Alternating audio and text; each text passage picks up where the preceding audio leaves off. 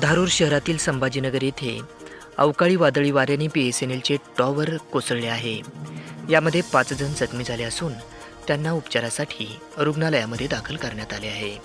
सदर घटना आज शनिवार दिनांक 11 मे रोजी सायंकाळी 5 वाजता घडली आहे। बीड जिल्ह्यामध्ये गेल्या काही दिवसापासून अवकाळी पाऊस हजेरी लावत आहे। यामध्ये अनेकांच्या घरांची पडझड तर मोठ्या प्रमाणात नुकसान होताना दिसून येत आहे।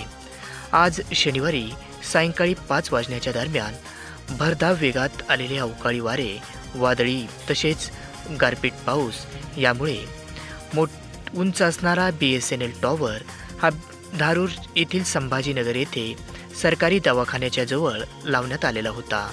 मात्र हा टॉवर कोसळला आहे। यामध्ये 5 जण जखमी झाले असून त्यांना तात्काळ उपचारासाठी रुग्णालयामध्ये दाखल करण्यात आले आहे।